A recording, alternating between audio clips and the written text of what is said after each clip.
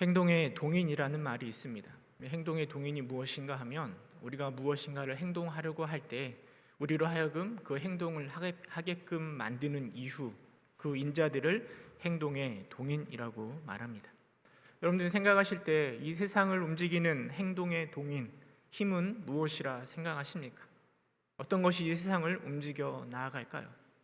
일반적으로 생각할 때 우리들은 아마도 돈과 권력이 이 세상을 움직여 나갈 것이라 생각합니다. 대통령이 누가 되느냐에 따라서 세상의 움직임이 달라집니다. 돈을 많이 가진 자, 대기업이 이 세상을 움직여 간 것처럼 보입니다. 사실 이 돈과 권력과 거리가 먼 우리들은 세상을 무엇이 움직여 가는가, 그것과는 별로 상관이 없어 보입니다. 그럼 그렇다면 우리를 또 나를 움직이게 하는 행동의 동인은 무엇입니까? 오늘 여러분들이 주일을 맞이하여서 예배 나와 함께 예배 자리에 참석하고 있는데요. 무엇 때문에 이 자리에 나오셨습니까? 아마도 여러분 안에 있는 그 믿음, 하나님을 사랑하고 하나님을 섬기고자 하는 그 믿음이 이 자리로 나오게 하였을 것입니다. 그 믿음이 바로 우리의 행동의 동인이 되는 겁니다.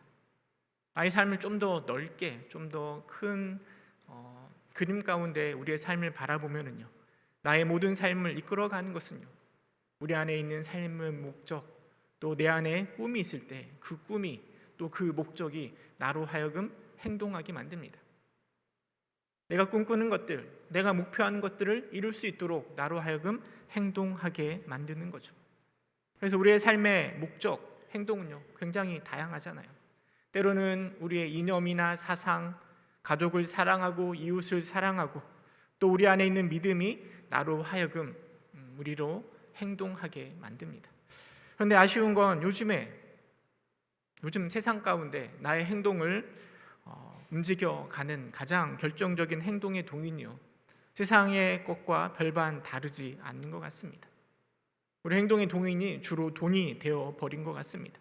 물론 돈을 따라 행동하는 것 속물처럼 보이죠. 하지만 우리의 모든 행동은 언제나 돈을 의식하고 있는 것 같습니다. 아니라라고 말하고 싶지만 선뜻 아니라라고 말할 수도 없는 것 같습니다. 세상을 보면 사람들이 많이 모이는 것은 전부 다 돈이 되는 곳인 것 같아요. 물건을 싸게 판다고 하면 소문이 금방 퍼지고 사람들이 몰려듭니다. 부동산이든 주식이든 사람들이 몰려드는 이유는 돈이 되기 때문이죠. 우리 아이들도 마찬가지입니다. 좋은 대학교, 좋은 과를 가길 원합니다. 도대체 좋은 대학과 좋은 과가 어떤 과입니까? 다 돈이 되는 곳 아닙니까? 청년들이 직장을 구하려고 할 때도 마찬가지입니다. 다른 거 보는 게 아니라 물질을 바라보게 되는 것이죠. 우리의 행동의 동인이 물론 돈은 전부 아니지만 그것에 많이 쓸려 있는 것 같습니다. 그래서 때로는 씁쓸한 마음이 들기도 합니다. 그렇다면 우리 신앙에 있어서, 우리 믿음에 있어서 행동의 동인은 무엇입니까? 여러분들 안에 다 믿음이 있잖아요. 그리고 믿음을 가지고 나름대로 예배도 드리고 헌금도 하고 말씀도 읽고 기도도 하고 있는데요, 우리가 그렇게 신앙의 행동함에 있어서 나를 움직이게 하는 그 신앙의 동인이 무엇입니까? 어떤 신앙의 동인을 가지고 있을 때 하나님 우리를 기뻐하실까요? 오늘 그 말씀을 통해서 하나님이 기뻐하시는 행동의 동인에 대해서 함께 생각해 보고자 하는 것이죠. 예수님 당시에, AD 1세기 당시에 팔레스타인 지역에서요, 사람들을 움직이게 하는 가장 큰 행동의 동인은 무엇이었을까요? 과거의 1세기 당시에 아마도 물질이 물론 중요한 행동의 동인이었을 것입니다. 하지만 물질보다 더 중요한 행동의 동인은 바로 명예였습니다. 우리나라도 예전에 그랬잖아요. 양반들은 비가 와도 뛰지 않는다. 왜 안 뜁니까? 채통을 지키려고. 그 채통이 곧 명예 아닙니까? 양반으로서의 명예를 지키려고 뛰지 않는 거죠. 예수님 당시의 사람들도요, 돈보다 이 명예를 더 중요시 여겼습니다. 내가 얼마나 명예로운 사람인가, 다른 사람이 나를 얼마나 명예로운 사람으로 바라보고 있는가, 이것이 바로 가장 중요한 행동의 동인이었죠. 그래서 그들은 거짓말하지 않습니다. 물건을 훔치지 않습니다. 왜냐하면 다른 사람들로부터 수치를 당하지는 않을까, 부끄러움을 당하지는 않을까, 명예를 지키기 위해서 그렇게 행동합니다. 더 나아가서 그들은요, 개인의 명예도 중요하지만 그것보다 더 중요한 건 가문의 명예였습니다. 가문의 명예, 영광을 위해서 개인의 희생은 얼마든지 인정할 수 있는 세상이 바로 예수님이 살고 있었던 당시의 문화입니다. 여러분, 예수님이 살고 있었던 당시의 문화를 잘 이해하는 것은요, 때로는 어렵기도 하지만 그것을 잘 이해할 때 오늘 본문에 나와 있는 예수님의 비유를 보다 더 명확하게 알 수 있는 것 같습니다. 개인의 명예를 중요시하고요, 또 공동체의 명예를 중요시하는 그 예수님 당시의 문화는요, 예전에 우리의 모습과 굉장히 비슷한 것 같아요. 제가 태어난 곳이 저기 전라도의 시골에서 태어났거든요. 저희 동네가 이름이 후천이었는데 마을 뒤에 개울이 흘러서 후천이었습니다. 근데 후천에는 다 누구만 살았는가 하면 다 도시만 살았습니다. 앞집, 옆집, 뒷집 다 도시였거든요. 일가 친척만 다 살고 있었습니다. 그래서 저는 어렸을 때 노씨가 세상에서 제일 많은 줄 알았어요. 근데 지금은 이제 노씨 만나는 게 너무나 어려운 것 같습니다. 저희 어머니가 김씨거든요.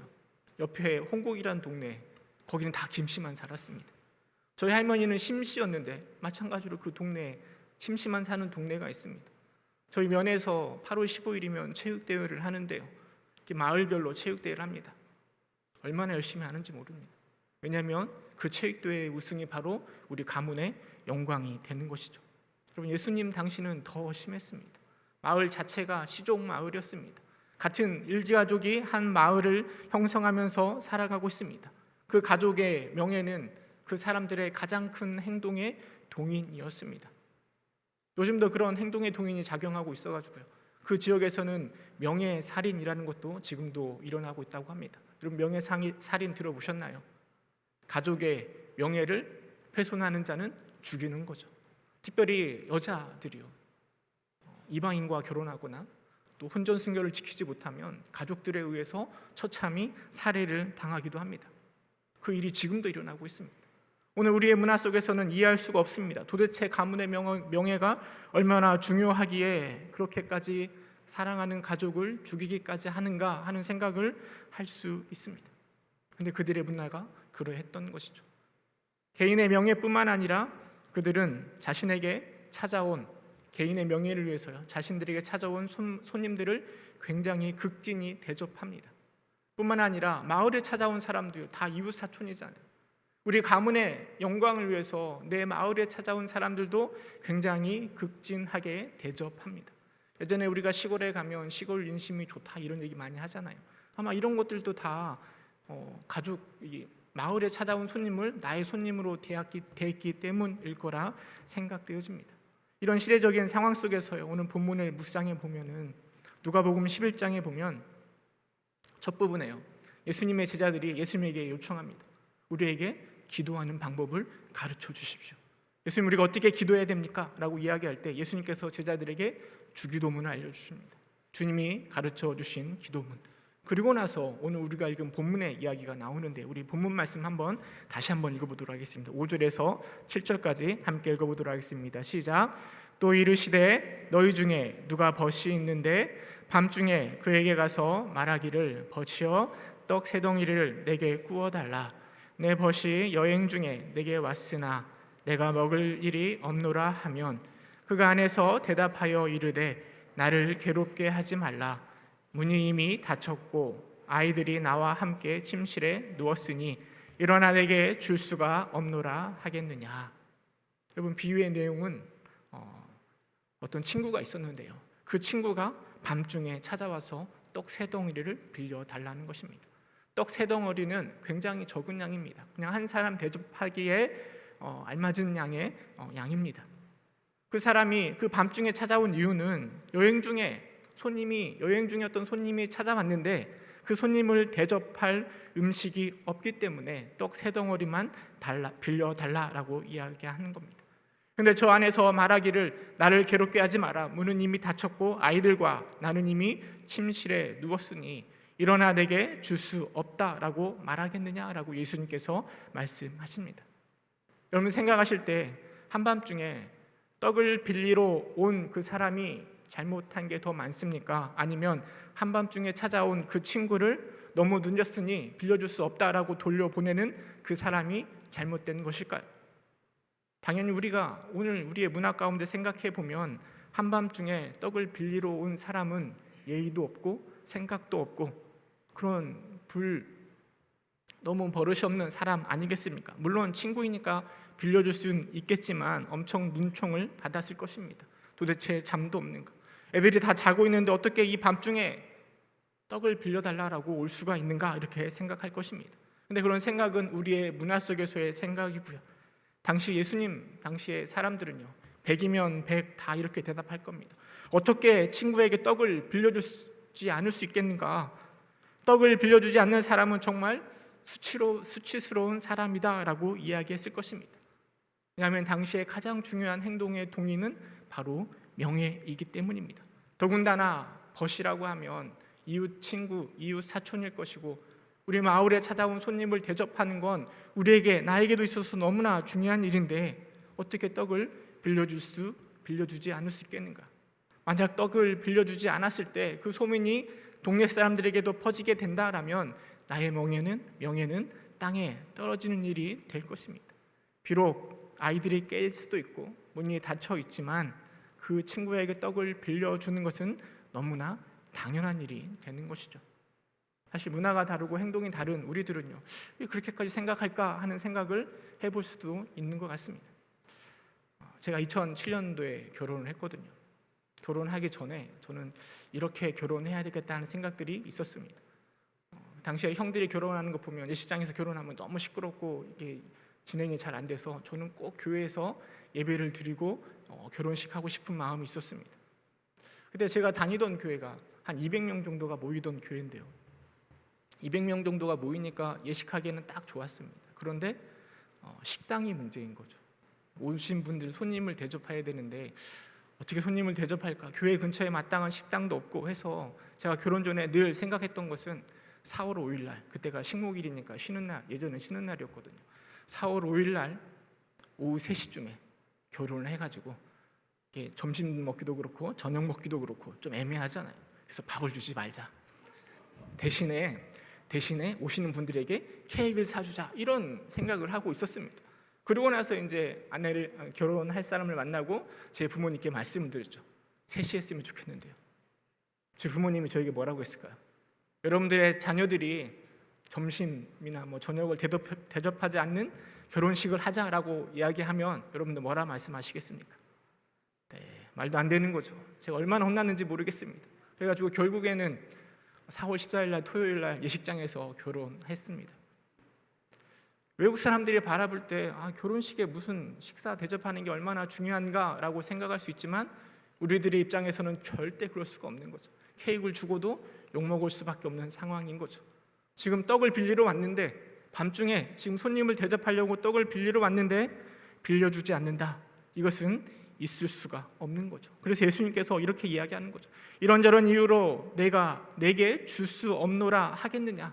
그렇게 할 수가 없다는 거죠. 무조건 떡을 빌려줘야 된다는 거죠. 그러면서 예수님은 떡을 빌려주는 사람이 왜 떡을 빌려주는가를 8절에서 설명합니다. 그럼 8절이 굉장히 이 본문을 해석하는데 중요한 구절인데 우리 8절 말씀 함께 읽어보도록 하겠습니다. 시작. 내가 너희에게 말하노니 비록 벗됨으로 인하여서는 일어나서 주지 아니할지라도 그 간청함을 인하여 일어나 그 요구대로 주리라. 비록 떡을 빌려주는 사람이 나의 친구이고 또 내 이웃이기 때문에 떡을 빌려줄 수는 없지만 무엇 때문에 빌려준다고요? 그 감청함 때문에 요구대로 빌려줄 것이다 라면서 예수님은 비유를 마치고 계십니다. 특별히 우리가 주목해야 될 단어가 바로 이 그 간청함이라는 단어입니다.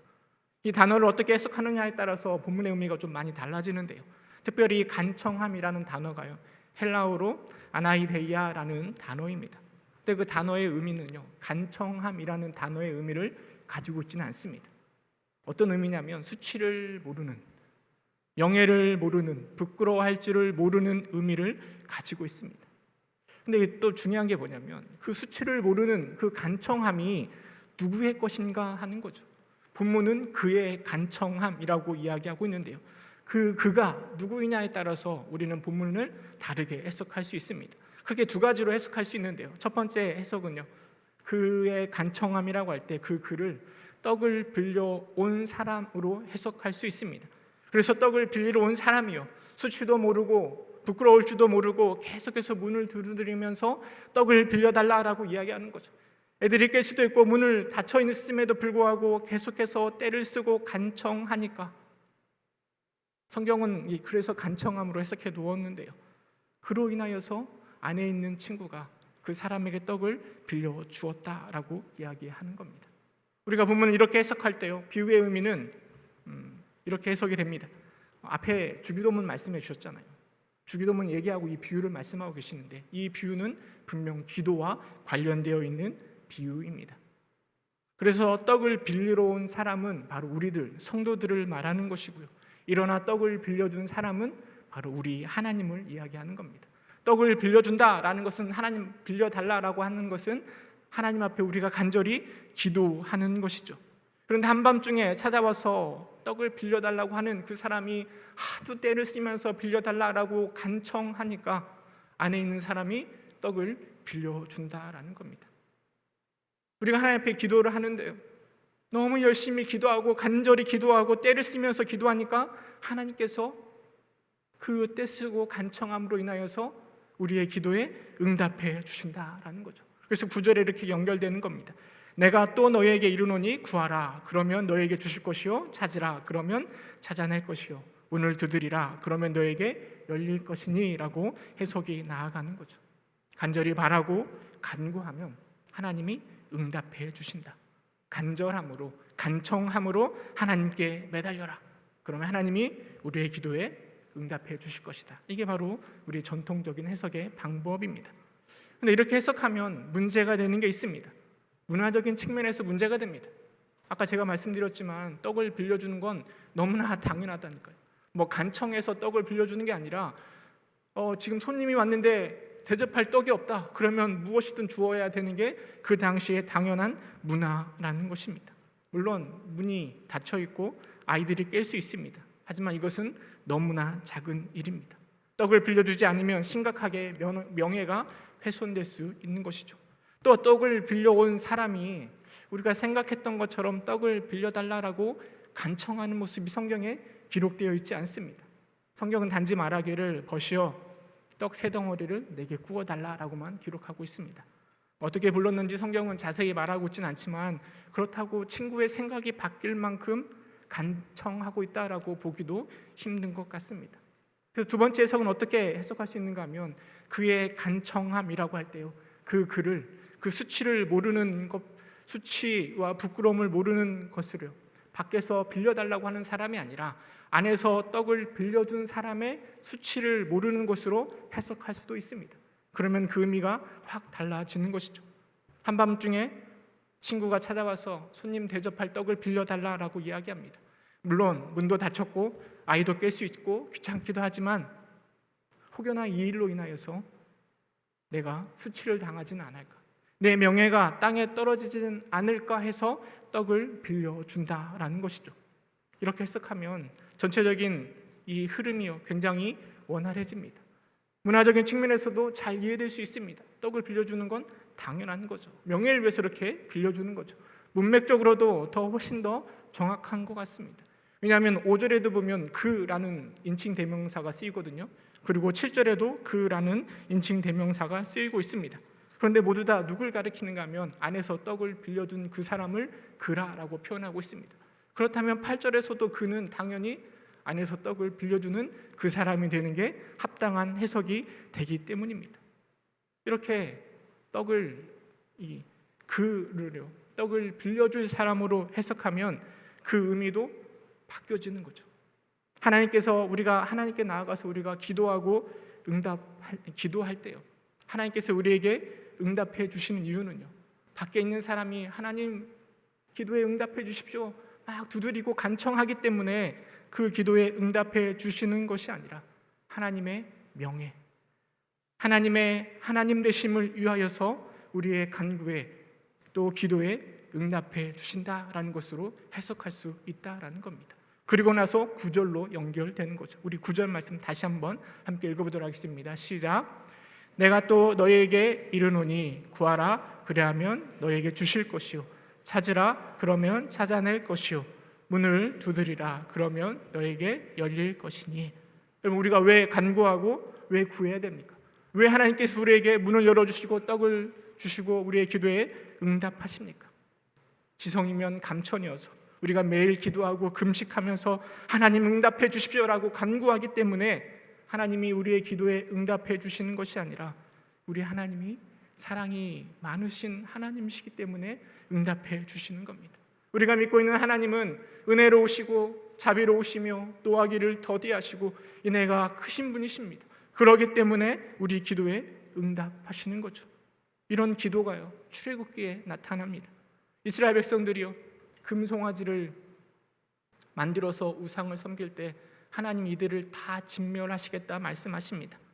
그때 이를 중재한 사람이 모세인데요, 모세가 하나님 앞에 하나님 제발 이스라엘 백성들을 살려주십시오 라고 간구합니다.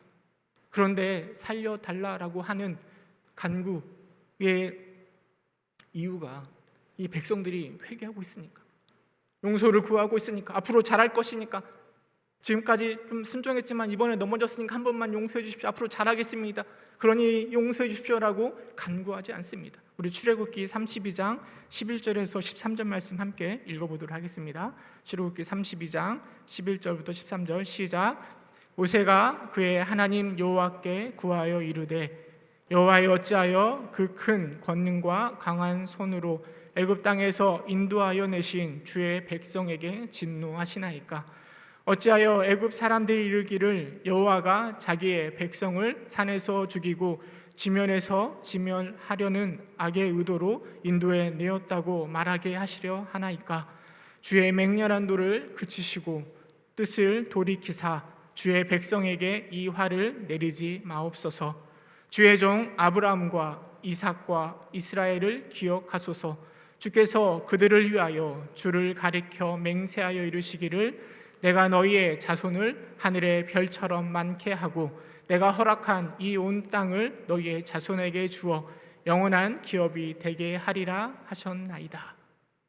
모세의 기도에 맹렬한 노를 돌이켜 하나님 용서해 달라는 모세의 간구의 근거는 무엇입니까? 하나님이시니까 용서해 달라는 것 아닙니까? 아니 어떻게 하나님이 이스라엘 백성들을 불러놓고 이 산에서 죽이려고 하십니까? 애굽 사람들이 하나님을 보시면서 뭐라 말씀하시겠습니까? 애굽 사람의 놀림감이 되시렵니까? 하나님의 명예가 땅에 떨어질 것인데 그럼에도 불구하고 이스라엘 백성들을 죽이시려고 하십니까? 하나님 우리에게 약속하셨잖아요. 언약하셨잖아요. 언약을 지키신 하나님이 왜 그 하나님됨을 깨트리려고 하십니까? 우리를 용서해 주십시오. 당신은 우리의 하나님 되시잖아요. 변함이 없으신 약속을 지키시는 우리를 인도하신 하나님 되시지 않습니까? 그러니 용서해 달라라고 모세가 하나님께 간구하고 있습니다. 그리고 하나님은 그 모세의 기도에 응답하셔서 이스라엘 백성들을 용서해 주시는 거죠. 이게 바로 우리가 기도해야 될 간구해야 될 이유입니다. 우리 하나님을 의지하여서 우리는 기도해야 됩니다. 하나님 우리의 기도에 응답하신 이유는 하나님이 우리의 하나님 되시기 때문입니다. 우리는 여전히 죄악 가운데 있고 기도, 말씀 멀리 하면서 살아가더라도 하나님께서 우리의 기도에 응답하시는 이유는 하나님이 바로 우리의 하나님 되시기 때문입니다. 여러분 그렇다고 해서 여러분 간절히 기도하지 말라 이런 이야기는 아닙니다. 구절에 기록된 것처럼 구하고 찾고 두드려야 할 것입니다. 하지만 하나님이 우리의 기도에 응답하시는 이유와 근거는 내가 아닙니다. 내가 예배를 잘 드리고 있다고, 내가 오늘 또 헌금도 하고 봉사도 하고 기도와 말씀 가운데 전념하고 있다고 해서 하나님께서 응답해 달라고 말씀하실 것이 아니라 하나님이 나의 하나님이시잖아요. 하나님이 우리의 하나님이시잖아요. 이걸 붙들고 하나님 앞에 나아가야 되는 것입니다. 근데 우리의 못된 습성 중에 하나가 무엇인가 하면 내 열심을 자꾸 의지하려 하는 것입니다. 하나님 내가 이렇게 했으니까요. 하나님 기도에 응답해 주십시오. 나를 구원해 주십시오. 내 믿음을 쌓아가려고 합니다. 천주교에서 구원을 이야기할 때요, 하나님의 은혜 또 이야기하지만 거기에다가 우리의 열심, 우리의 수고를 덧붙여 이야기합니다. 우리 개신교에서도요, 자꾸 인간 편에서의 어떤 역할을 강조하려고 합니다. 하나님께서 차려놓으신 구원의 밥상에 숟가락이라도 얹고 싶은 마음이 우리 마음속에 굴뚝 같은 거죠. 그러나 칼빈은 우리에게 이야기합니다. 우리는 전적으로 타락한 사람들입니다. 우리에게 소망은 눈꼽만큼도 없습니다. 우리에게 필요한 건 불가항력적인 은혜밖에 없는 거죠. 기도할 때도 마찬가지입니다. 우리는 하나님 앞에 간절히 기도해야 됩니다. 그러나 이 예수님의 비유를 보시면서요, 나의 간청함 때문에 예수님이 나의 필요를 채워주실 것이라 착각하지 마시고요, 하나님이 나의 하나님됨을 의지하여서, 하나님의 성품을 의지하여서 우리는 간곡하게 간구해야 될 것입니다. 이 비유에 앞서서 예수님은 주기도문을 가르쳐 주셨잖아요. 제가 생각해 볼 때 예수님께서 주기도문 이후에 이 비유를 가르쳐 주신 이유는 혹여나 우리들이 이 주기도문을 마치 주문 외듯이 열심히 반복해서 외우면 기도의 능력이 나타날까 오해할까 봐 이런 비유의 말씀을 하시지 않았을까요? 주기도문이 능력이 나타나는 건 주님께서 우리에게 가르쳐 주신 기도이기 때문입니다. 이 비유 다음에 연결되는 말씀도 우리가 한번 읽어보고자 하는데요, 누가복음 11장 11절부터 13절 말씀 함께 읽어보도록 하겠습니다. 함께 읽겠습니다. 시작. 너희 중에 아버지 된 자로서 누가 아들이 생선을 달라 하신데 생선 대신에 뱀을 주며 알을 달라 하는데 정갈을 주겠느냐? 너희가 악할지라도 좋은 것을 자식에게 줄 알거든 하물며 너희 하늘 아버지께서 구하는 자에게 성령을 주시지 않겠느냐 하시니라. 우리가 믿는 하나님은요, 우리의 아버지처럼 우리에게 가장 좋은 것을 채워주시는 분이십니다. 한없이 부족한 우리의 간청함으로 하나님 앞에 나아갈 것이 아니라 우리에게 좋은 것을 주시는 우리의 아버지가 되시는 하나님을 의지하며 기도하며 신앙생활에 나아가시는 여러분 될 수 있기를 간절히 소망합니다. 말씀을 맺히도록 하겠습니다. 우리는 믿음을 생각할 때 주로 누구 편에서 생각하는가 하면 내 편에서 내 믿음을 생각합니다. 내가 어떻게 하나님을 믿고 있는가, 얼마나 주일 성수를 잘하고 있고 물질 생활과 기도 생활을 잘하고 있는가, 이게 바로 나의 믿음일 것이다 라고 생각합니다. 물론 내가 열심히 하나님을 섬기는 것 중요합니다. 중요한 믿음의 가치가 될 것입니다. 하지만 이것보다 더 중요한 건 내가 믿고 계신 하나님, 내가 믿고 계신 하나님이 어떤 분인가, 그게 더 중요한 믿음의 가치 아니겠습니까? 추운 겨울에 얼음판을 두 사람이 지나갑니다. 한 사람은 혹여나 깨질까 살금살금 걸어갑니다. 또 한 사람은 상관없이 막 쿵쿵쿵 뛰어갑니다. 여러분, 두 사람 중에 어떤 사람이 물에 빠졌을까요? 물론 살살 걸어가는 사람이 물에 빠지지 않을 확률이 조금 높습니다. 하지만 그것보다 더 중요한 건 그 얼음판의 두께 아니겠습니까? 얼음판이 어떻게 얼렸느냐에 따라서 물에 빠지고 안 빠지고가 결정되는 것 아니겠습니까? 아무리 살금살금 기어간다 하더라도요, 얼음이 살얼음으로 얼려 있으면 물에 빠질 수밖에 없는 거죠. 그런데 아무리 쿵쿵쿵 뛰어간다 하더라도요, 얼음이 10cm, 20cm 넘게 이렇게 얼려 있으면 결코 우리가 물에 빠질 일은 없는 것이죠. 우리 신앙에 있어서 신앙의 행동의 동인, 우리가 예배하고 찬양하고 우리가 함께 기도하는 이유는요, 내 감정과 열심 또한 나의 간절함 때문이 아닙니다. 나를 창조하신 전능하신 하나님이 우리의 하나님 되시기 때문에 우리는 오늘도 주님 앞에서 신앙생활에 나아가는 것입니다. 전능하신 하나님이 우리의 하나님 되시기 때문에 오늘도 우리는 이 자리에서 예배하는 것입니다. 나의 열심을 내 신앙의 동인으로 삼을 때 모래 위에 쌓은 집처럼 금방 무너져 내릴 것입니다. 오직 하나님이 나의 하나님 되심을 우리 신앙의 동인으로 삼을 때 우리의 믿음과 우리의 신앙은 흔들림 없이 굳건해질 것입니다. 그런 믿음의 사람 여러분 될 수 있기를 주님의 이름으로 축원합니다. 함께 기도하겠습니다. 은혜가 풍성하신